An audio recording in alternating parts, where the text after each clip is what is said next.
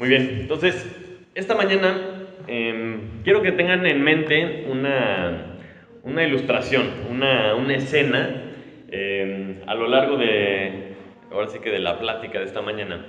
Quiero que se imaginen una cena tipo medieval, ¿ok? Una cena que tienen así, ya saben, ¿no? Las mesotas, la chimenea, llenas de comida, en un ambiente, pues como de celebración. Todos están, o sea, muy contentos, están sentados ahí, pura gente amigable, se conocen, se quieren. Y tenemos ahí a una novia muy hermosa, ¿verdad? Que está ahí en medio de la celebración, radiante, feliz porque está junto a su galán, ¿no? Como quien dice el galán de la película. Que es un gran guerrero, ¿verdad? Es un héroe y es el heredero al trono. Y en este momento está relajado, está tranquilo, está conviviendo, ¿verdad? Está platicando con su novia y con todos los que están ahí. Y de pronto, un poquito más adelante, ¿verdad? Se para de la mesa y se empieza a poner su armadura. Se empieza a poner la armadura, agarra la espada, se la pone en el cinturón, ¿verdad? Espero que se lo estén imaginando. Y la novia está en shock, está sorprendida, así de qué está pasando, ¿no? No entiende qué está pasando. Y al verla, el novio se le acerca y le dice, mira, espérame, pues, déjame te explico, me tengo que ir. Hay un enemigo que se está acercando y pues tengo que ir a derrotarlo y después tengo que ir a preparar un lugar en donde vamos a vivir, pero te prometo que voy a regresar por ti. Te prometo que voy a regresar por ti para que podamos estar juntos para siempre. Y para que me creas te voy a dejar estas moneditas, ¿verdad? Que es un símbolo de esta promesa que te estoy haciendo. Es algo donde, o sea, yo ya pagué todo lo que tenía que pagar y tengo que preparar estas cosas, pero, o sea, tienes que confiar en mí. Voy a regresar por ti.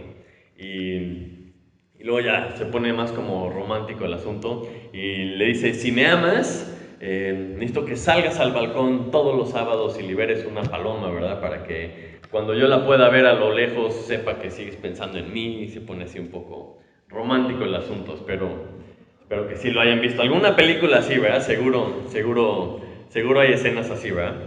Y la novia no lo puede creer. Ella no lo puede creer porque pues, está fascinada. Estaba fascinada de estar con él. Estaban ahí platicando, cenando. Y ella ya se veía, ya se imaginaba, sentada a su lado, con su corona, ¿verdad? Gobernando a su lado y con sus vestidos muy bonitos. Sin embargo, esto todavía no podía suceder, todavía no estaban listos, todavía no estaban las cosas preparadas para que esto sucediera. Entonces el novio sale hacia la batalla y ella se queda esperanzada con el regreso de su prometido. Y no sé, ¿esto podría ser una película? Sí, no, yo creo que cuando estaba escogiendo la escena, yo decía, híjole, pues es que parece casi cualquier película, ¿no? Todas las películas tienen como la misma trama, ¿no? Entonces, este pasaje, el pasaje que nos toca leer esta mañana, me imaginé un poco esta escena al leer este pasaje, porque Jesús está ahí con sus discípulos, está cenando, está pues, en un ambiente hasta de un poco de celebración, y sin embargo, de repente se tiene que salir a cumplir su deber con el Padre, a vencer a un enemigo. Y los discípulos se quedan ahí como confundidos, sin saber qué está pasando, como que estaba todo tan bien y de repente viene esto. Y además Jesús les dice, ¿no? ¿Qué es lo que tienen que hacer para demostrarle su amor? ¿Qué es lo que es? O sea, cómo él va a saber que lo aman? Y además, después les da una lista de promesas increíbles. Una lista de promesas que pues, vamos a ver esta mañana. Entonces, si me acompañan, vamos a Juan 14 y vamos a leer del 15 al 31 con mucha tranquilidad, con mucha paciencia, ¿verdad? Les pido que me sigan ahí y la palabra de Dios dice así: si me amáis, guardad mis mandamientos, y yo rogaré al Padre y os dará otro consolador, para que esté con vosotros para siempre, el Espíritu de verdad, al cual el mundo no puede recibir porque no le ve ni le conoce, pero vosotros le conocéis, porque mora con vosotros y estará en vosotros. No os dejaré huérfanos, vendré a vosotros. Todavía un poco y el mundo no me verá más, pero vosotros me veréis, porque yo vivo, vosotros también viviréis. En aquel día vosotros conoceréis que yo estoy en mi Padre, y vosotros en mí, y yo en vosotros. El que tiene mis mandamientos y los guarda, ese es el que me ama. Y el que me ama será amado por mi Padre, y yo le amaré y me manifestaré a él. Versículo 22. Le dijo Judas, no el Iscariote: Señor, ¿cómo es que te manifestarás a nosotros y no al mundo? Respondió Jesús y le dijo: El que me ama, mi palabra guardará, y mi Padre le amará, y vendremos a él y haremos morada con él. El que no me ama, no guarda mis palabras, y la palabra que habéis oído no es mía, sino del Padre que me envió. Os he dicho estas cosas estando con vosotros, mas el Consolador, el Espíritu Santo, a quien el Padre enviará en mi nombre, Él os enseñará todas las cosas, y os recordará todo lo que yo os he dicho. La paz os dejo, mi paz os doy. Yo no os la doy como el mundo la da. No se turbe vuestro corazón, ni tenga miedo. Habéis oído que yo he dicho: voy y vengo a vosotros. Si me amarais, os había regocijado, porque he dicho que voy al Padre, porque el Padre mayor es que yo.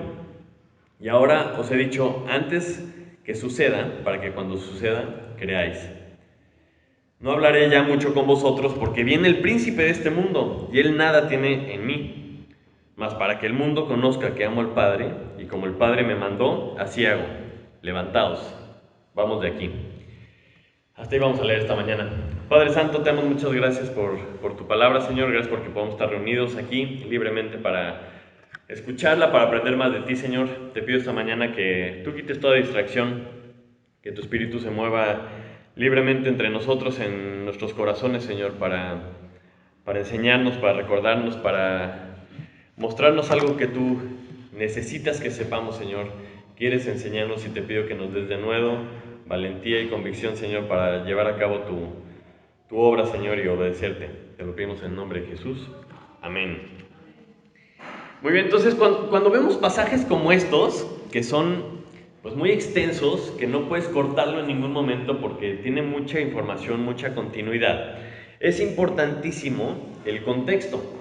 Es importantísimo el contexto porque tenemos que saber en dónde estaban, quién está hablando, a quién le está hablando, todo este tipo de detallitos para que entendamos que no son enseñanzas aisladas. No es como que de repente se paró Cristo y dijo esto, sino que viene una secuencia de eventos y es importante recordarlo. Sabemos que Jesús está enseñándole a sus discípulos que estaban en la última cena, que Judas ya había salido, ¿verdad? Ya les había dicho que Él era el camino, la verdad y la vida, que nadie puede ir al Padre sino por Él. Vimos también que Pedro le dice: te seguiré hasta la muerte, ¿verdad? Y Jesús como que sigue reforzando su enseñanza, sigue en este mismo contexto, diciendo ahora lo que vamos a ver esta mañana. Entonces, punto número 1, Jesús dice que Él espera que demostremos nuestro amor hacia Él con una sola cosa, y esa es la obediencia. O sea, dice: si me amáis, guardad mis mandamientos. Y lo dice varias veces. Dice el versículo 15: si me amáis, guardad mis mandamientos. Dice el versículo 21: el que tiene mis mandamientos y los guarda, ese es el que me ama. Dice el versículo 23: el que me ama, mi palabra guardará. Dice el 24: el que no me ama, no guarda mis palabras. Y además dice que estas no son mis palabras, sino las de mi Padre. Entonces, cuando Jesús repite tantas veces una cosa, es como para que nos quede claro, es para que digamos: ok, si algo entendí es que si me amas, guarda mis mandamientos, ok. Entonces, de todo lo que digo, ya quedó este punto perfectamente claro. Entonces, muchas personas cuando escuchan esto dicen: ah, perfecto, entonces voy a guardar la palabra de Dios. Ya está en mi casa, la voy a poner en un cajón y está bien guardadita. Pero no se refiere a eso, ¿verdad?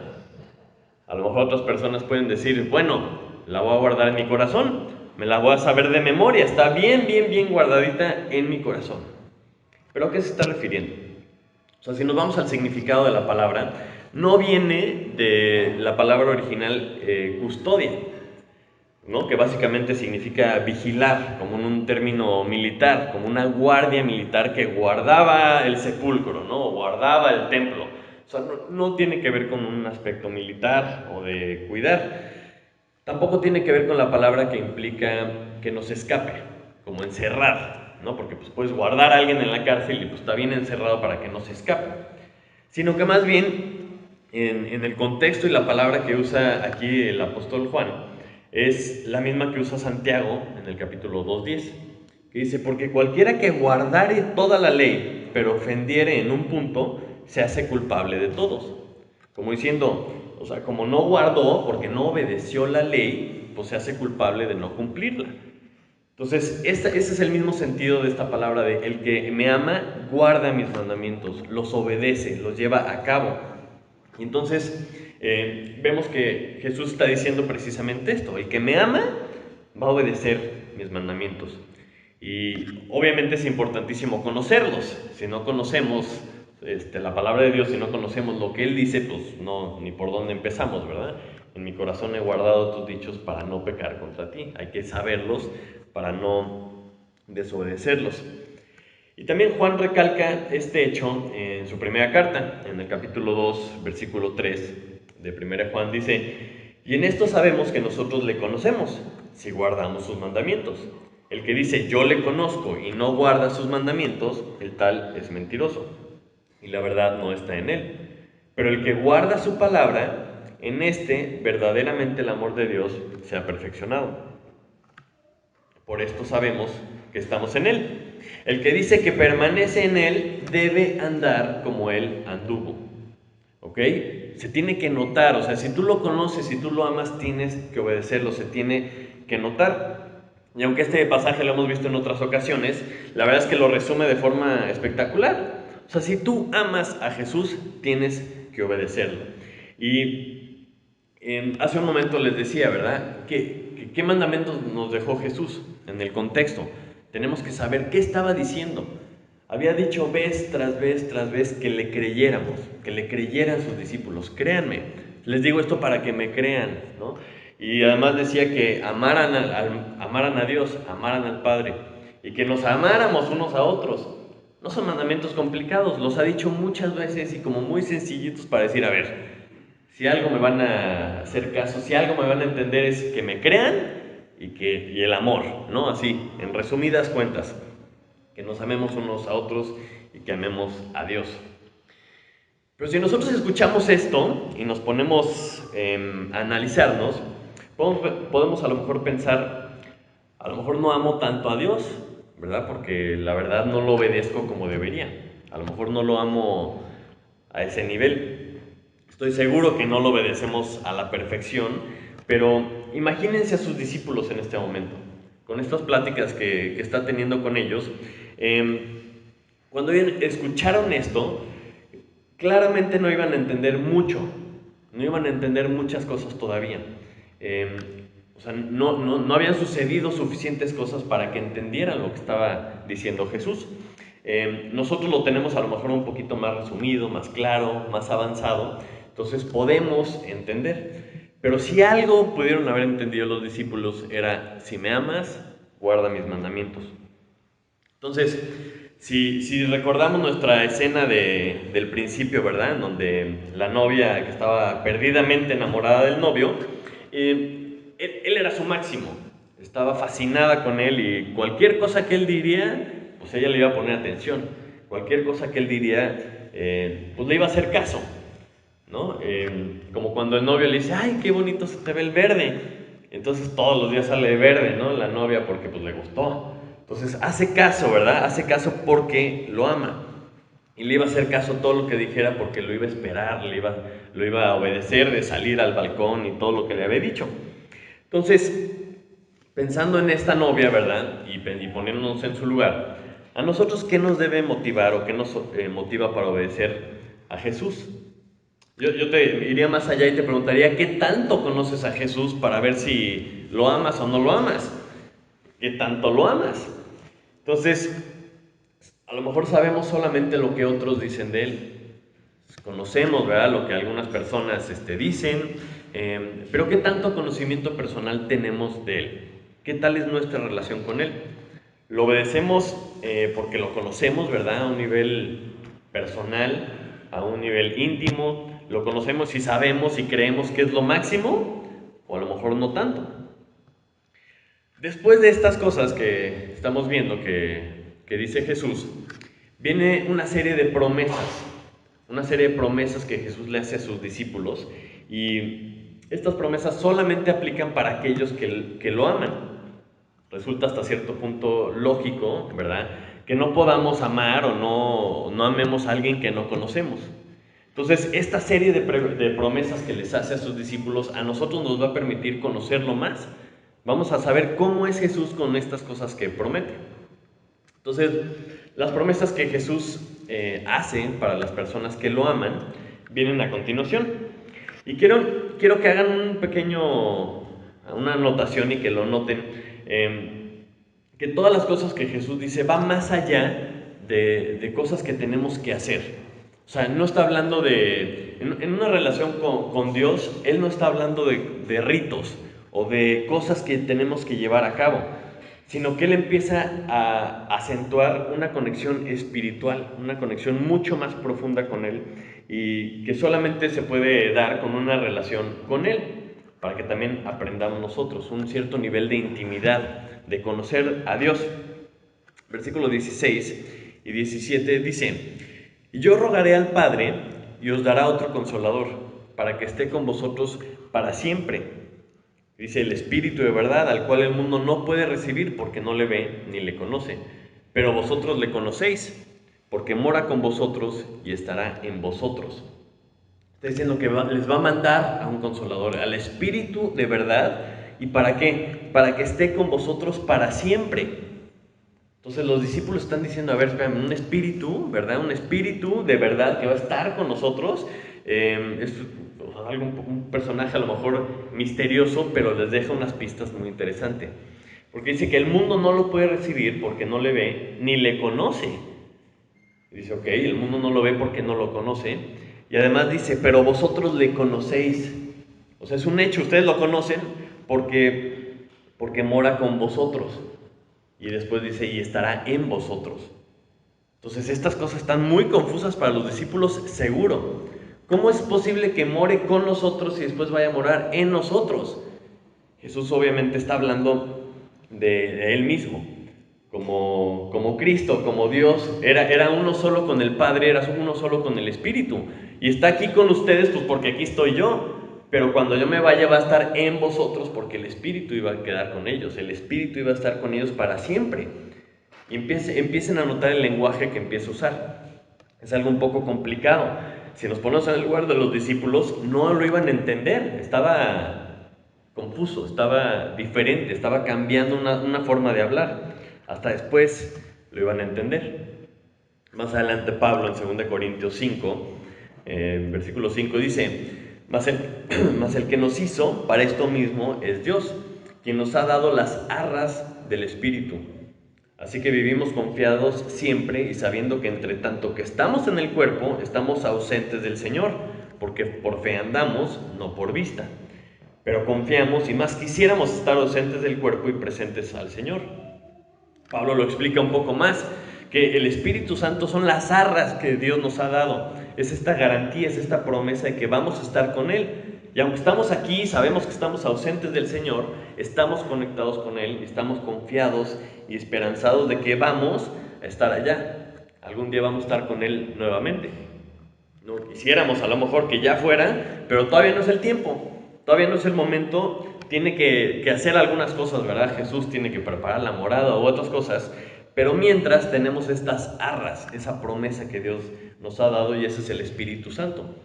¿Para qué? Para que estemos tranquilos, para que estemos confiados, para que andemos por fe y no por vista.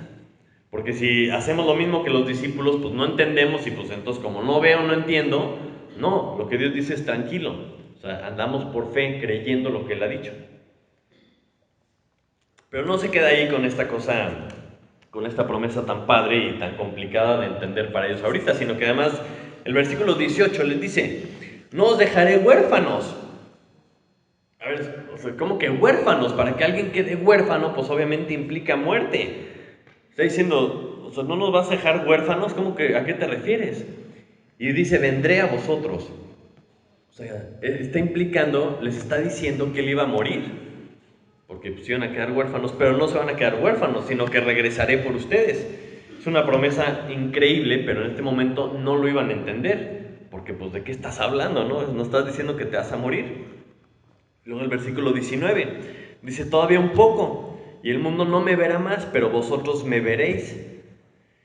Entonces se pone más complicado todavía, porque el mundo no me verá, pero ustedes sí. Entonces nos podemos poner a lo mejor como Pedro, así de, o sea, espérate, ¿a dónde vas a ir? Que el mundo no te va a ver y nosotros sí.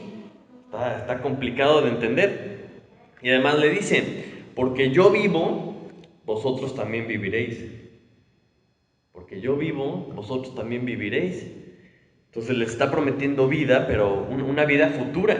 Y como dice, yo vivo, vosotros también viviréis. Imagínense lo que hubieran pensado los discípulos, que dice, porque yo vivo, vosotros también viviréis. Y unos momentitos más adelante iba a morir. Iba a morir Jesús.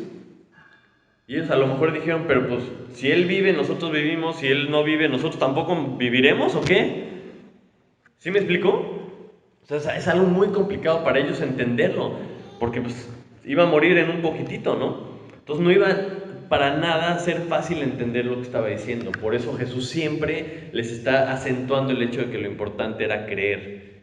Créanme lo que digo, créanme lo que les estoy diciendo. Versículo 21. Dice, el que tiene mis mandamientos y los guarda, ese es el que me ama. Recalca otra vez. Y dice, y el que me ama será amado por mi Padre, y yo le amaré y me manifestaré a él. También padrísimo, va a ser amado por mi Padre. El que me ama a mí va a ser amado por mi Padre, pero nuevamente está hablando del futuro.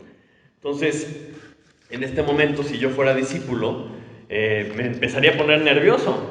De, oye, ¿por qué nos está haciendo tantas promesas? O sea, espérate, ¿qué va a pasar?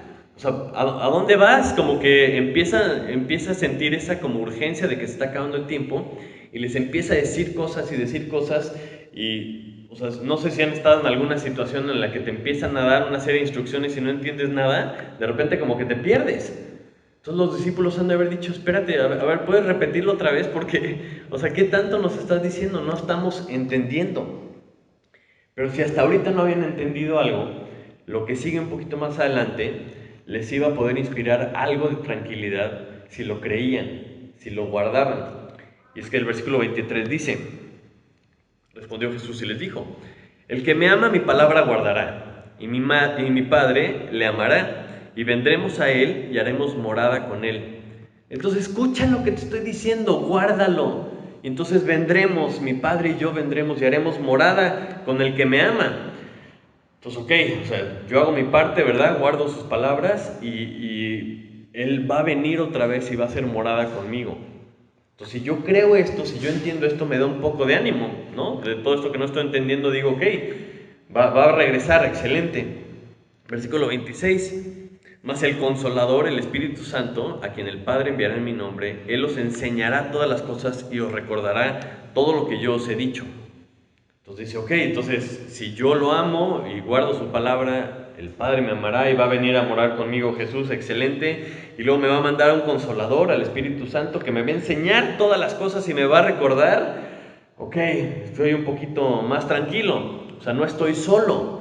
Voy a tener a alguien que me recuerde todo lo que está diciendo porque me está diciendo que lo guarde. Entonces alguien me va a recordar, alguien me va a enseñar todas las cosas. Y luego dice el 27, la paz os dejo, mi paz os doy. Y dice, no os la doy como el mundo la da. No se turbe vuestro corazón ni tenga miedo. Porque lo que viene con la incertidumbre es el miedo. Lo que empiezan a tener ellos cuando empiezan a sentir que no están entendiendo lo que está diciendo, pues es miedo. Y lo vemos con la reacción de Judas, no el Iscariote, que dice, Señor, ¿cómo es que te manifestarás a nosotros y no al mundo? O sea, ¿qué es esto que estás diciendo? No estamos entendiendo. Pero lo que Dios quiere, lo que Jesús quería es que no se turbe su corazón, que estuvieran tranquilos, que no iban a estar solos. Entonces, o sea, obviamente se iban a asustar, si entendían lo que estaba pasando, se iban a estresar, de que en plena fiesta, ¿verdad? Agarra el novio, se para, se viste de armadura y se va, y se quedan así, se queda la novia sorprendida. Entonces yo honestamente siento que les dijo demasiadas cosas, ¿no? O sea, siento que les dijo más de lo que podían entender en ese momento. Podemos recapitular rápidamente, les da el Consolador, el Espíritu Santo. dice que les va a dar vida, dice que va a regresar, dice que no van a quedar huérfanos, que iban a vivir juntos, que iban a tener paz. Pero para que entendieran bien todo esto que está diciendo Jesús, tenían que pasar muchas cosas. Tenían todavía que pasar muchas cosas más adelante. Afortunadamente, gracias a Dios, nosotros ya sabemos qué pasó. Nos dice su palabra y a lo mejor podemos entender un poquito más. Dice, sabemos que Jesús iba a ser entregado, sabemos que Jesús iba a ser crucificado un poquito más adelante, iba a morir, pero iba a resucitar al tercer día. Después iba a estar con ellos muchos días y después iba a subir al Padre y ellos lo iban a ver que se iba a ir al Padre. Y después da más instrucciones, ¿verdad? Les dice, id y haced discípulos a todas las naciones, bautizándolos en el nombre del Padre, del Hijo y del Espíritu Santo. Y dice, yo estaré con vosotros todos los días hasta el fin del mundo. Entonces esto ya pasa más adelante. Nosotros sabemos y decimos, perfecto, entonces ya lo entendemos. Pero los discípulos en este momento todavía no lo entendían. Entonces la clave era creerlo. Entonces, así como los discípulos, la clave para poder vivir tranquilos, en paz y sabiendo lo que Dios estaba haciendo era creerle, así también nosotros. Así también nosotros, porque aunque esta parte de la historia de nosotros ya sabemos qué pasó, a lo mejor hay muchas cosas que Dios todavía no nos revela, todavía no suceden. Entonces por eso dice el apóstol Pablo que por fe andamos. Tenemos que creer lo que Dios dice, tenemos que creer que Él va a hacer todas las cosas que ha dicho. Entonces estas promesas que estamos leyendo ahorita, ahora ya tienen mucho más sentido. Ya entendemos a qué se refería con que iba al Padre y luego les iba a un consolador. Claro, porque vino el Espíritu y mora con nosotros, padrísimo.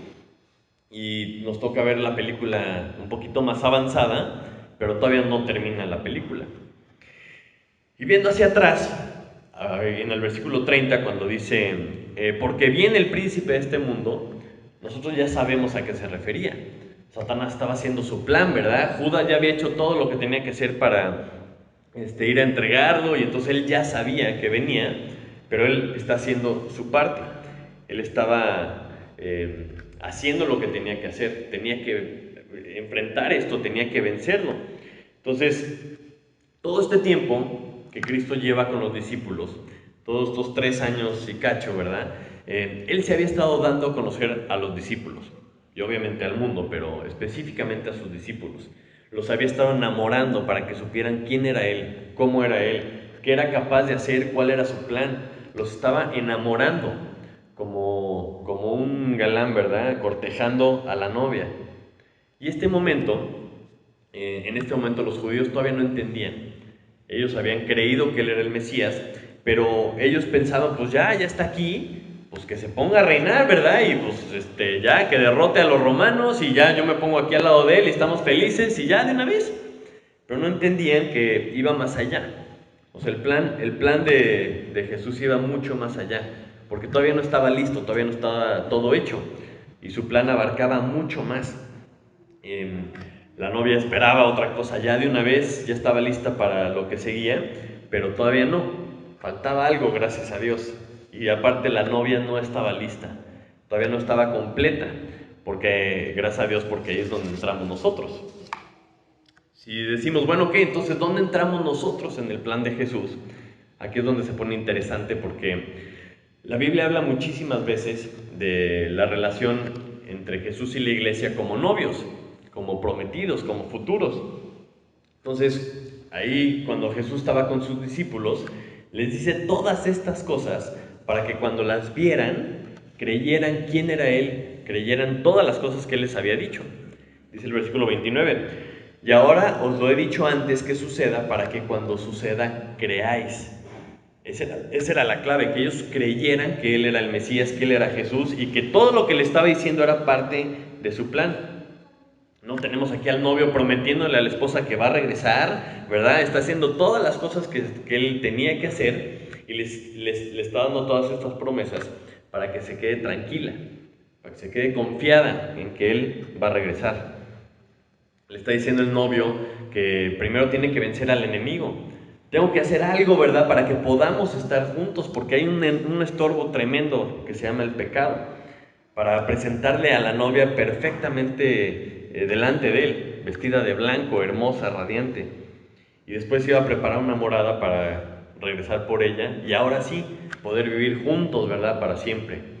Y mientras todo esto sucede, te dejo las arras del Espíritu Santo, te dejo a este Consolador que te va a acompañar, que te va a guiar, que te va a enseñar todas las cosas. Y ese Consolador era Él mismo. Entonces Jesús está con nosotros hasta que vuelva a regresar. Amén. Gloria a Dios por esto. Entonces, algo que también me llama la atención, y es algo que tenemos que reflexionar de forma personal, es que todas estas promesas padrísimas solamente aplican para la novia. Solamente aplican para las personas, para aquellos que aman a Jesús. O sea, tiene sentido y es una similitud perfectamente entendible, ¿no? O sea, nadie absolutamente puede tener el mismo trato que la novia. Nadie puede tener el mismo trato, nadie más va a tener los privilegios del novio que la futura esposa. A nadie más se le hacen las promesas el esposo más que a su futura esposa. ¿Sí? O sea, esto no se lo hace a los colados de la boda, no lo hace a otros invitados, no lo hace a conocidos, no lo hace a alguien que no lo ama porque no es la novia. Estas promesas solamente aplican para la novia. Y entonces aquí, regresando a lo que dice Juan en su primera carta, me resaltó una palabra muy particular. Dice 1 Juan 2:3, y en esto sabemos que nosotros le conocemos si guardamos sus mandamientos. El que dice yo le conozco y no guarda sus mandamientos, el tal es mentiroso y la verdad no está en él. Entonces esta palabra que me llama la atención es conocer. O sea, el que dice que me conoce, o sea, yo le conozco y no guarda sus mandamientos, el tal es mentiroso. Y es una palabra interesante porque la Biblia la usa en muchísimos contextos, de muchísimas formas. O sea, va desde algo que es como percibir, algo que, o sea, sabes de la existencia de algo, yo conozco fulano o sutano, o estar enterado de algo, o estar familiarizado con alguien. Va subiendo de nivel un poquito más conocimiento, ¿verdad? Cuando habla de entendimiento, o sea, conocer algo mucho más a detalle porque ya lo entiendes. O sea, yo conozco de este tema porque pues, lo domino, ¿no? Es la misma palabra, pero está hablando un poco con más entendimiento. Y llega hasta el punto, subiendo de nivel, hasta que también usa esta palabra para describir cuando un hombre conoce a una mujer y se hacen una sola carne. Entonces, caray, es la misma palabra de conocer. Entonces, si queremos, ¿verdad?, que el novio regrese por nosotros, si queremos que Él venga por nosotros y que todas sus promesas apliquen para nosotros, ¿qué tipo de conocer crees que tenemos que conocer a Jesús? ¿Verdad? ¿Qué tipo de conocimiento debemos de tener? Ah, sí, yo sé de su existencia, o yo lo conozco porque lo he visto en la tele, ¿verdad? O es un conocimiento íntimo, es un conocimiento de verdaderamente conocer y entender al novio. Me hace pensar en el pasaje de Mateo 7:21, que dice, no todo el que me dice Señor, Señor entrará en el reino de los cielos, sino el que hace la voluntad de mi Padre que está en los cielos. Muchos me dirán aquel día, Señor, Señor, ¿no profetizamos en tu nombre y en tu nombre echamos fuera demonios y en tu nombre hicimos muchos milagros? Y entonces les declararé, nunca os conocí. Apartados de mí, hacedores de maldad.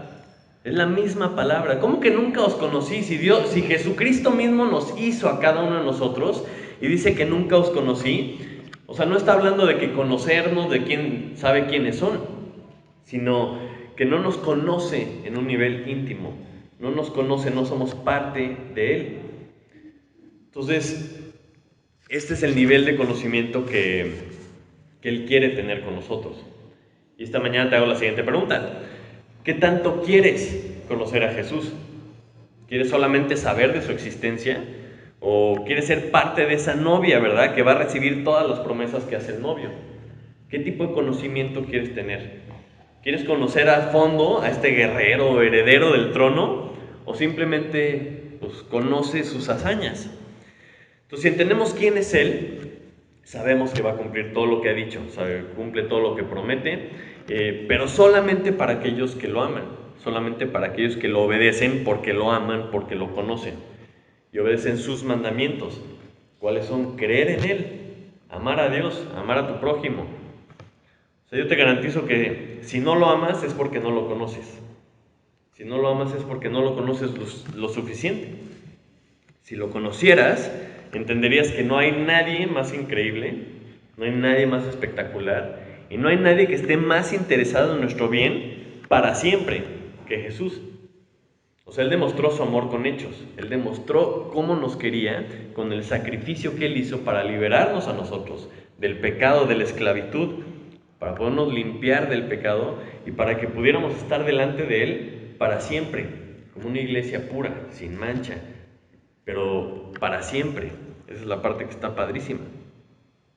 Bueno, todas las imperfecciones que podemos tener, Él las quitó, porque Él quiere que seamos la novia, y la novia tiene que estar a la altura del novio. Entonces solamente Él nos podría poner como Él se merece. Entonces, dejémonos querer, hermanos. Dejémonos querer por el novio, hagamos nuestra parte en conocerlo, en amarlo, en obedecerlo, porque es por nuestro propio bien. Contémosles a todo el mundo, a toda la gente que conozcamos, ¿verdad?, de este increíble Salvador, de este novio que nos está dando estas promesas para regresar algún día por nosotros. Y nosotros tenemos que mostrarle nuestro amor obedeciendo todo lo que Él nos ha mandado. Vamos a orar. Padre Santo, te damos muchísimas gracias por estas promesas que nos dejas, Señor. Gracias porque no estamos solos, gracias porque podemos estar confiados en que tú vas a hacer todo lo que has dicho, Señor. Te pido por favor que tú pongas en nosotros el deseo de conocerte más, Señor, el deseo de amarte más, de enamorarnos más de ti, Señor, de lo que tú eres, de lo que tú has hecho por nosotros. Gracias por tu paciencia, gracias por este cortejo, Señor, de enamorarnos y de querernos conquistar, Señor, para nuestro propio bien, para poder ser parte de tu iglesia, Señor, para poder ser parte de esa novia que está esperanzada en que vas a regresar, Señor, y en que vamos a reinar juntos algún día. Te pido, por favor, que tú pongas esto en nuestro corazón, que actives ese sentir romántico en nosotros, Señor, de quererte a ti, Señor, de amarte sobre todas las cosas, y que eso se traduzca en andar como tú anduviste, Señor. Que nuestra vida refleje ese amor que te tenemos, Señor.